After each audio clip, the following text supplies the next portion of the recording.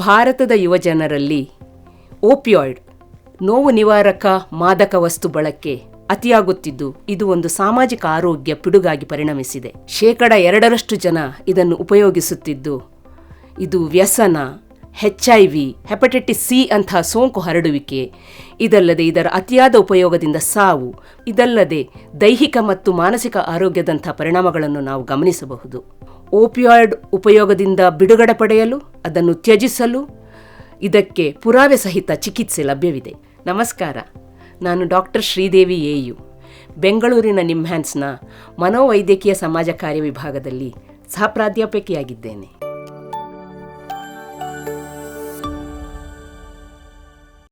Opioid ಬಳಕೆಯ ಅಸ್ವಸ್ಥತೆ ಎಂದರೇನು ಮತ್ತು ಅದು ಸಾಮಾನ್ಯವಾಗಿ ಹೇಗೆ ಪ್ರಾರಂಭವಾಗುತ್ತದೆ? ಓಪಿಯಾಯ್ಡ್ ಬಳಕೆಯ ಅಸ್ವಸ್ಥತೆ ಅಥವಾ opioid use disorder, heroin, morphine ನಂತಹ ಓಪಿಯಾಯ್ಡ್ಗಳು ಅಥವಾ ಟೆಪೆಂಟಡಾಲ್, ಟ್ರೆಮೆಡಾಲ್ನಂತಹ ಪ್ರಿಸ್ಕ್ರಿಪ್ಷನ್ ನೋವು ನಿವಾರಕಗಳ ಅತಿಯಾದ ಬಳಕೆಯಿಂದ ಬರುವಂಥ ಒಂದು ಆರೋಗ್ಯ ಸ್ಥಿತಿ. ಇದು ಹದಿಹರೆಯದಲ್ಲಿ ಕುತೂಹಲದಿಂದಲೋ ಅಥವಾ ಒಂದು ಸ್ನೇಹಿತರ ಜೊತೆ ಉಪಯೋಗಿಸುವುದರಿಂದಲೋ ಪ್ರಾರಂಭವಾಗಿ ಕ್ರಮೇಣ ಅತಿಯಾದ ಬಳಕೆ ಮತ್ತು ನಿಯಂತ್ರಣ ಕಳೆದುಕೊಳ್ಳುವುದು, ಅದಲ್ಲದೆ ಹಾನಿಯ ಪರಿಣಾಮ ಗೊತ್ತಿದ್ದರೂ ತಿರುಗಿ ಉಪಯೋಗಿಸುವಂತಹ ಒಂದು ಸ್ಥಿತಿಯನ್ನು ನಾವು ಇದರಲ್ಲಿ ನೋಡಬಹುದು. ಓಪಿಯಾಯ್ಡ್ನ ಅತಿಯಾದ ಬಳಕೆಯಿಂದ ತನ್ನ ಆರೋಗ್ಯವನ್ನು ಹಾಳು ಮಾಡಿಕೊಳ್ಳುವುದಲ್ಲದೆ ತನ್ನ ಕುಟುಂಬದ ಮತ್ತು ಸಮಾಜದ ಒಂದು ನೆಮ್ಮದಿಯನ್ನು ಹಾಳು ಮಾಡಿಕೊಳ್ಳುವಂತಹ ಸ್ಥಿತಿಯನ್ನು ನಾವು ನೋಡ್ತೇವೆ. ಓಪಿಯಾಯ್ಡ್ ಬಳಕೆಯು ಮೆದುಳು ಮತ್ತು ಒಟ್ಟಾರೆ ಆರೋಗ್ಯದ ಮೇಲೆ ಹೇಗೆ ಪರಿಣಾಮ ಬೀರುತ್ತದೆ? ಓಪಿಯಾಯ್ಡ್ನಲ್ಲಿರುವ ರಾಸಾಯನಿಕ ಅಂಶವು ಮೆದುಳಿನ ನೋವು ಅಥವಾ ಆನಂದವನ್ನು ನಿಯಂತ್ರಿಸುವ ನಿರ್ದಿಷ್ಟ ಭಾಗಗಳಿಗೆ ಅಂಟಿಕೊಂಡು ಅಲ್ಪಾವಧಿಯಲ್ಲಿ ಸುಖ ಅಥವಾ ವಿಶ್ರಾಂತಿ ಕೊಡಬಹುದು ಮತ್ತು ಕೆಲವೊಮ್ಮೆ ನೋವು ನಿವಾರಕವೂ ಆಗಿರಬಹುದು. ಆದರೆ ಅದರ ಬಳಕೆ ಹೆಚ್ಚುತ್ತಾ ಹೋದಂತೆ ಅದು ಮೆದುಳಿನ ಪ್ರತಿಫಲ ವ್ಯವಸ್ಥೆಯನ್ನೇ ಅಪಹರಿಸುತ್ತದೆ. ಇದನ್ನು ಹೈಜಾಕಿಂಗ್ ಎಂದು ಕರೆಯಬಹುದು. ಮೊದಲು ಅನುಭವಿಸುತ್ತಿದ್ದಂಥ ಸಾಮಾನ್ಯ ಸಂಗತಿಗಳಾದ ಆಹಾರ, ಹವ್ಯಾಸ ಅಥವಾ ಸಂಬಂಧಗಳು ಕ್ರಮೇಣ ಅದರ ಪ್ರಾಮುಖ್ಯತೆ ಕಳೆದುಕೊಳ್ಳುತ್ತದೆ. ಓಪಿಯಾಯ್ಡ್ನ ಉಪಯೋಗ ಒಂದೇ ಆನಂದಕ್ಕೆ ಪ್ರಮುಖ ಕಾರಣವಾಗುತ್ತದೆ. ಇದೇ ನಂತರ ವ್ಯಸನವಾಗಿ ಮಾರ್ಪಟ್ಟು ಓಪಿಯಾಯ್ಡ್ ಒಂದೇ ಆದ್ಯತೆಯಾಗುತ್ತದೆ. ಓಪಿಯಾಯ್ಡ್ನ ಮಿತಿಮೀರಿದ ಉಪಯೋಗದಿಂದ ಸಾವು ಸಂಭವಿಸಬಹುದು. ಕೆಲವೊಮ್ಮೆ ಚುಚ್ಚುಮದ್ದಿನ ಮೂಲಕ ಓಪಿಯಾಯ್ಡ್ ತಗೊಳ್ಳುವುದರಿಂದ HIV ಅಥವಾ ಹೆಪಟೈಟಿಸ್ನಂತಹ ಸೋಂಕು ಹರಡಬಹುದು. ಓಪಿಯಾಯ್ಡ್ ವ್ಯಸನ ಒಂದು ಹಾನಿಕಾರಕ.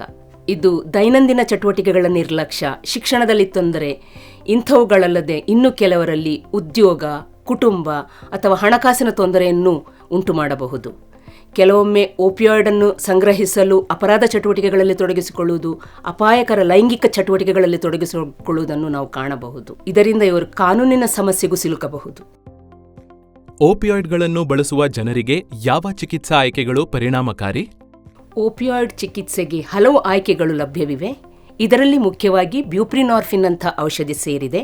ಇದು ಓಪಿಯಾಯ್ಡ್ನ ಅಡ್ಡ ಪರಿಣಾಮಗಳಾದ ಹಂಬಲ ನಿಯಂತ್ರಣ ಅಥವಾ ವಿಡ್ರಾವಲ್ ಲಕ್ಷಣಗಳನ್ನು ಕಡಿಮೆ ಮಾಡಲು ಸಹಾಯ ಮಾಡುತ್ತದೆ. ಇದರ ಜೊತೆಗೆ ಓಪಿಯಾಯ್ಡ್ನ ಬಳಕೆಯಿಂದ ಆಗುವಂಥ ಹಾನಿಗಳನ್ನು ಕೂಡ ನಿವಾರಿಸಲು ಸಹಾಯ ಮಾಡುತ್ತದೆ. ಇದರ ಜೊತೆಗೆ ಓಪಿಯಾಯ್ಡ್ ಬಳಕೆಗೆ ಕಾರಣಗಳಾದ ಮಾನಸಿಕ ಸಮಸ್ಯೆಗಳು, ಭಾವನಾತ್ಮಕ ಅಂಶಗಳು ಅಥವಾ ಕೌಟುಂಬಿಕ ಸಮಸ್ಯೆಗಳನ್ನು ಪರಿಹರಿಸಲು ನಾವು ಆಪ್ತ ಸಮಾಲೋಚನೆ ಅಥವಾ ಕೌನ್ಸಿಲಿಂಗನ್ನು ಕೂಡ ಬಳಸಿಕೊಳ್ಳಬಹುದು.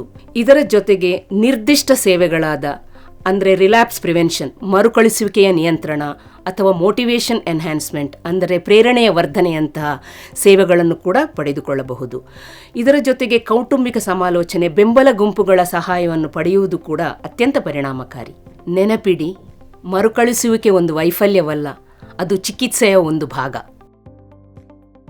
ಓಪಿಯಾಯ್ಡ್ ದುರುಪಯೋಗವನ್ನು ತಡೆಗಟ್ಟಲು ಕುಟುಂಬಗಳು, ಶಾಲೆಗಳು ಮತ್ತು ಸಮುದಾಯಗಳು ಹೇಗೆ ಬೇಗನೆ ಮಧ್ಯಪ್ರವೇಶಿಸಬಹುದು? ಮಾದಕ ವಸ್ತು ಬಳಕೆಯ ಅಪಾಯಗಳ ಬಗ್ಗೆ ಮುಕ್ತ ಸಂಭಾಷಣೆ ಪ್ರಾರಂಭಿಕೆಯ ಮೊದಲ ಹಂತ. ಶಾಲಾ ಕಾಲೇಜುಗಳಲ್ಲಿ ಜಾಗೃತಿ ಕಾರ್ಯಕ್ರಮಗಳನ್ನು ನಡೆಸಿಕೊಡಬಹುದು. ಜೀವನ ಕೌಶಲ್ಯ ಕಾರ್ಯಾಗಾರಗಳಲ್ಲಿ ಸಾಮಾನ್ಯವಾಗಿ ನಿರ್ಧಾರ ಪ್ರಕ್ರಿಯೆ, ದೃಢತೆ ಅಥವಾ ತೊಂದರೆ ನಿಭಾಯಿಸುವಂಥ ಕೌಶಲ್ಯಗಳನ್ನು ಹೇಳಿಕೊಡಬಹುದು. ಇದರ ಜೊತೆ ಸಮುದಾಯದ ಜನರು ಇದನ್ನೊಂದು ಕಳಂಕ ಎಂದು ಪರಿಗಣಿಸದೆ ಅಪಾಯದಲ್ಲಿರುವವರನ್ನು ಗುರುತಿಸಿ ಅವರಿಗೆ ಬೇಕಾಗಿರುವ ಚಿಕಿತ್ಸೆಯನ್ನು ಕೊಡುವಲ್ಲಿ ಅವರು ಸಹಾಯ ಮಾಡಬಹುದು. ಓಪಿಯಾಯ್ಡ್ ಅಸ್ವಸ್ಥತೆಯನ್ನು ಅಥವಾ ಓಪಿಯಾಯ್ಡ್ ಯೂಸ್ ಡಿಸಾರ್ಡರ್ ಅನ್ನು ಚಿಕಿತ್ಸೆಯಿಂದ ಗುಣಪಡಿಸಬಹುದು. ಇದರ ಜೊತೆ ಸ್ವಂತ ನಿರ್ಧಾರ ಮತ್ತು ಕುಟುಂಬದವರ ಸಹಕಾರ ತುಂಬ ಮುಖ್ಯ. ಜನರಲ್ಲಿ ಜಾಗೃತಿ ಮತ್ತು ಕಳಂಕವನ್ನು ಪರಿಹರಿಸುವ ವಿಧಾನದಿಂದ ಇದರ ಹಾನಿಯನ್ನು ಸಮಾಜದಲ್ಲಿ ಇನ್ನೂ ಕಮ್ಮಿ ಮಾಡಬಹುದು.